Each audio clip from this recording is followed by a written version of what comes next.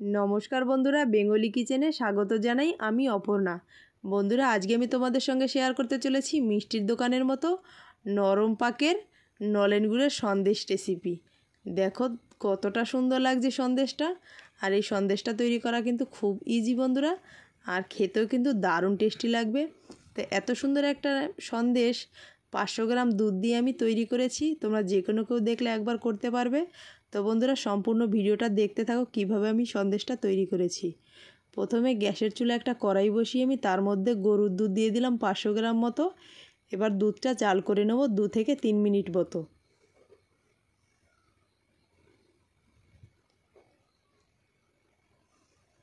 दूधटा बलक उठे गेछे, आमी 2-3 बार बलक उठे गेलेई एर मध्य ऐड करब ভিনিগার मेशानो जल।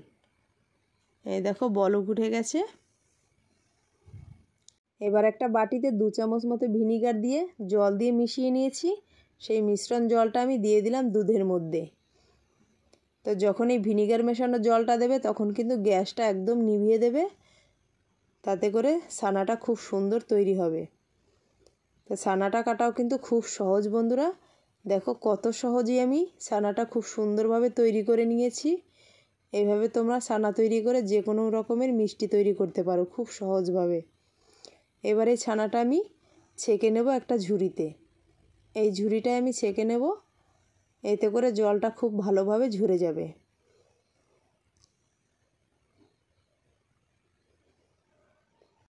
এবার ঠান্ডা জল দিয়ে ছানাটা বেশ ভালোভাবে ধুয়ে নেব। একটা চামচ দিয়ে ছানাটা একটু উল্টে পাল্টে আবারও আমি ধুয়ে নেব। এতে করে ভিনিগারের যে টক ভাবটা ছানার মধ্যে থাকবে না, সন্দেশটা খেতে কিন্তু দারুণ লাগবে।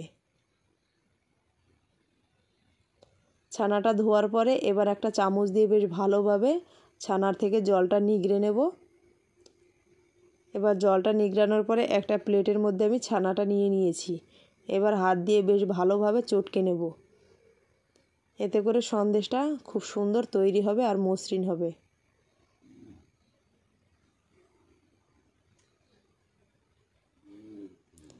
দেখো এভাবে খুব সুন্দরভাবে চটকে মেখে নিচ্ছি।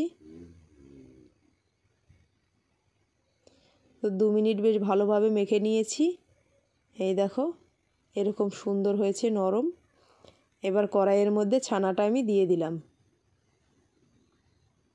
আর দিয়ে দিলাম নলেন গুড়। এখানে পাটালি গুড় নিয়েছি, পাটালি গুড়টা একটু কুচিয়ে নিয়েছি, এতে করে গুড়টা তাড়াতাড়ি গলে যাবে। এবার হালকা আঁচে আমি বেশ ভালোভাবে ছানার সঙ্গে গুড়টা মিশিয়ে নেব। দেখো এভাবে মেশাতে হবে, একটু চাপ দিয়ে, তাহলে সন্দেশটা খুব সুন্দর তৈরি হবে। আর গুড়টা দেওয়ার পরে কিন্তু ছানাটা একদম পাতলা হয়ে যাবে।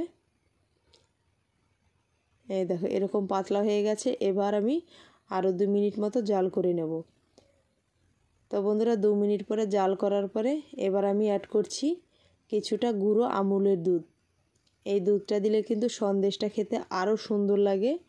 তো অবশ্যই তোমরা চেষ্টা করবে গুঁড়ো দুধ দেওয়ার। এবার সন্দেশটার সঙ্গে গুঁড়ো দুধটা খুব সুন্দরভাবে মেশাতে হবে।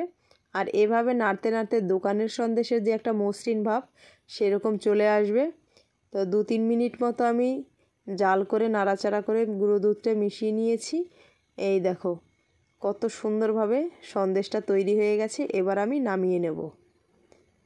তো দেখতে পাচ্ছ বন্ধুরা কত সুন্দরভাবে আমি সন্দেশটা তৈরি করলাম, দেখেছো?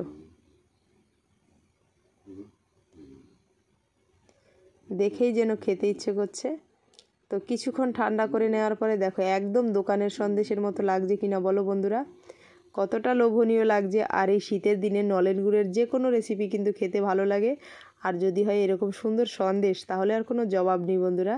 তো তোমরা ঘরেতেই খুব সহজে 500 গ্রাম দুধ দিয়ে এরকম সুন্দর নলেন গুড়ের সন্দেশ তৈরি করে বাড়ির সবাইকে খাওয়াতে পারো। সবাই খেয়ে কিন্তু তোমার খুব প্রশংসা করবে। বাড়িতে যদি কোনো গেস্ট আসে 500 গ্রাম দুধ দিয়ে এরকম সুন্দর মিষ্টি তৈরি করে দিলে তারা খুব পছন্দ করে খাবে আর তৃপ্তিও পাবে। এবার আমি সন্দেশটা ঠান্ডা করে নেওয়ার পরে হাত দিয়ে একটু দোকানের যে সন্দেশ হয় সেরকম আকারে গড়ে নিচ্ছি, এতে করে দেখতেও সুন্দর লাগবে। কোনো গেস্টের সামনে যদি এরকম সুন্দর করে সার্ভ করা হয় সে কিন্তু খুব পছন্দ করবে আর তোমার প্রশংসাও করবে। তা আজকের সন্দেশ রেসিপিটা তোমাদের কেমন লাগলো অবশ্যই জানাবে বন্ধুরা। ভালো লাগলে লাইক কমেন্ট করবে, বেশি বেশি শেয়ার করবে। যে সকল বন্ধুরা ইউটিউব থেকে দেখছো আমার ভিডিওটা তারা অবশ্যই আমার চ্যানেলটিতে সাবস্ক্রাইব করবে, আর যে সকল বন্ধুরা ফেসবুক পেজ থেকে দেখছো তারা অবশ্যই ফলো দিবে প্লিজ বন্ধুরা। তা আজকের ভিডিওটা এখানেই শেষ করছি, আবার দেখা হচ্ছে সুন্দর সুন্দর রেসিপি নিয়ে নেক্সট ভিডিওতে। সবাই ভালো থেকো, সুস্থ থেকো, আবার দেখা হচ্ছে, টাটা বন্ধু।